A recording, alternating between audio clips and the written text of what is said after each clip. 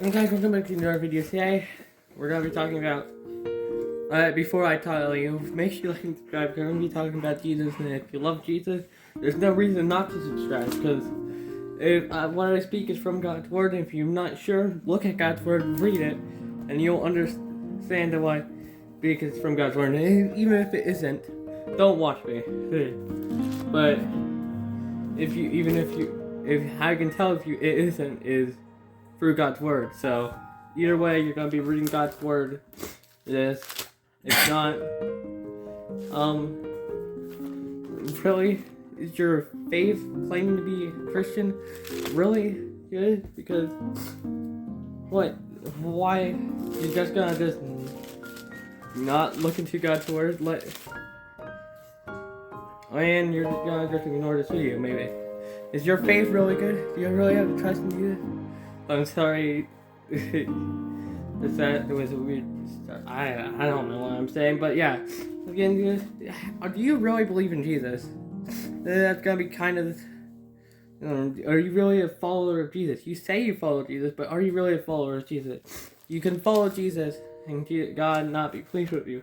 Because in 1 Corinthians chapter 10, we're gonna start there.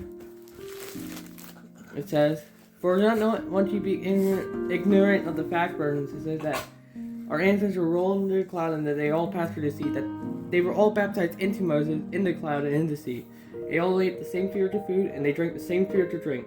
For drink from the same spiritual rock that accompanied them, and that rock was Christ. Nevertheless, God was not pleased with most of them. Their bodies were scattered in the wilderness.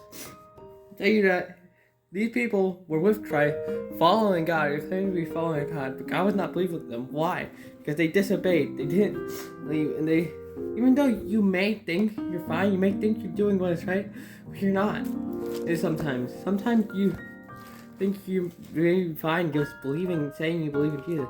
But are you really believing in Jesus? Is your faith really true? In Malachi chapter 2, verse 17, it says, "You have wearied the Lord with your words.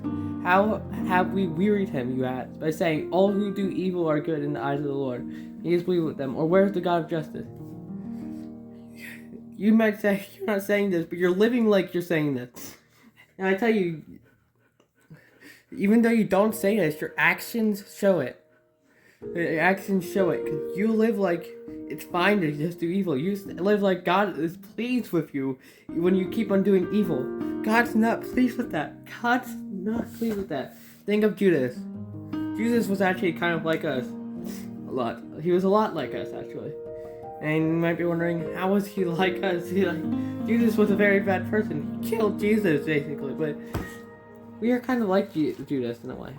Because even though we claim to be following God, we destroy him. We choose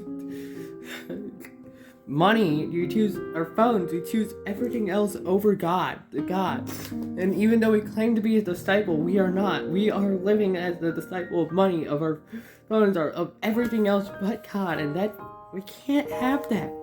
We can't have that in our life. No, we need Jesus. So Judas was a lot like us. And we destroy God by claiming to be a believer, but aren't one. Or at least, we aren't living like one. We claim to be a believer, but we aren't living like one.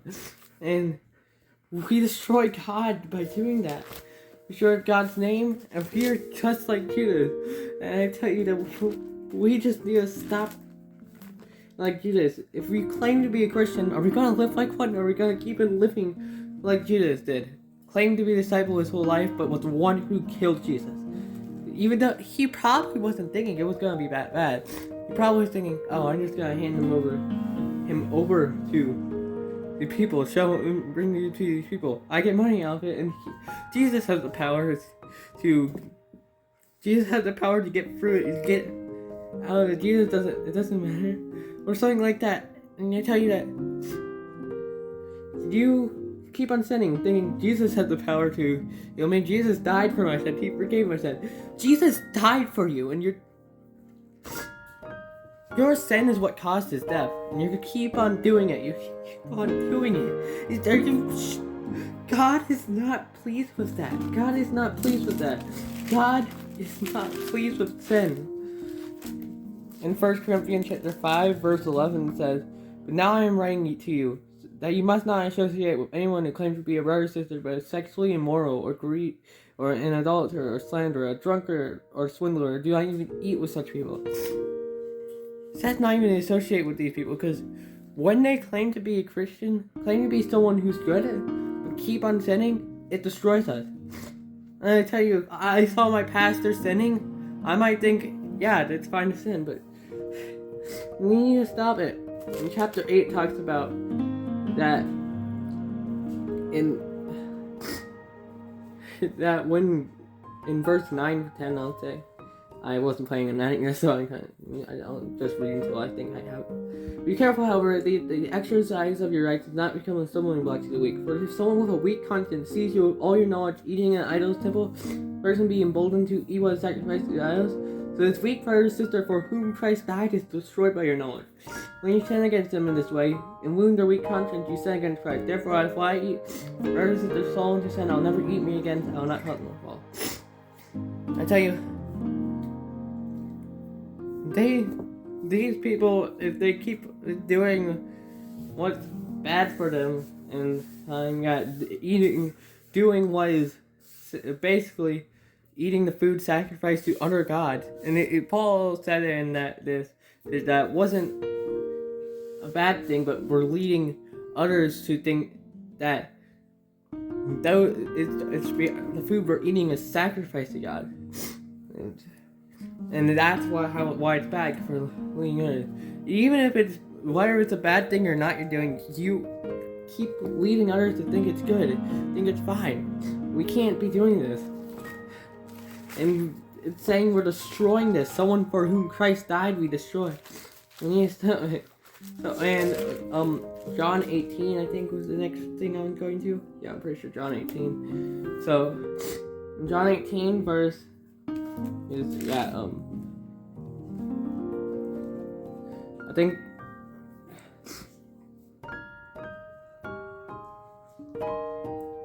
yeah, 33 through 35, chapter 18, 33 through 35. Pilate then went back inside in the palace and summoned Jesus and asked him, "Are you the king of the Jews? Is that your own idea?" Jesus asked me. Not asked. Or did others talk to you about me? Am I a Jew? Pilate asked. Pilate replied, "Your own people and chief priests handed you over to me. What is it you have done?" Jesus said, "My kingdom is not of this world. If it were, my servants wouldn't fight to prevent my arrest, but the Jewish leaders. But now my kingdom is from another place." I tell you, Jesus is saying that these people were not his. Because if they were his people, they would fight for him. They would be living for him instead of living for whatever they want, whatever they think. Well, they actually handed over to. They said crucify him. They chose a murderer over him. And Jesus did not say that they were his. He was the king of them. He did not say that he was the king of the Jews, because the Jews weren't wanting him. They were trying to crucify him. And I tell you, Jesus will not want to be your king. Unless you live like Jesus is your king, Jesus will not want to be your king. Jesus will not want to have you in his kingdom in heaven. I tell you, if you can keep on living like Jesus is not your king. You can keep on living like this long. But if you live like Jesus is not your king, then Jesus won't live like he is your king. He will just not let you. He won't let you in heaven if you keep on living like this. Not saying that even if you believe he's gonna send you to hell, but Jesus is not pleased with this. Jesus is not pleased with this. You know, in Matthew 26:58 it says, "But Peter followed him at a distance, right up to the courtyard of the high priest. He entered and sat down with the guard to see the outcome." I tell you, if you keep following at a distance like Peter, you're gonna end up doubting. You're gonna end up losing. And when you doubt, it's very easy for the devil to speak to you. It's very easy for you to stop believing in Jesus. And Stop following at a distance. You're following at a distance, and it's ruining your life. You need to follow Jesus. Follow Jesus. Don't be afraid, and don't just stop sinning. Get the sin out of your life. God is not pleased with the sin. God is not pleased with you. When you say you believe, doesn't mean God's gonna be pleased with you. So now, are you gonna keep on following at a distance, or are you gonna follow Jesus? Are you gonna keep on sinning, or are you gonna choose Jesus? And are you gonna follow Jesus, or are you gonna just say you follow Jesus and not live like that? Live while choosing everything else over Jesus. Thanks for watching. Like and subscribe. This is the end of the video.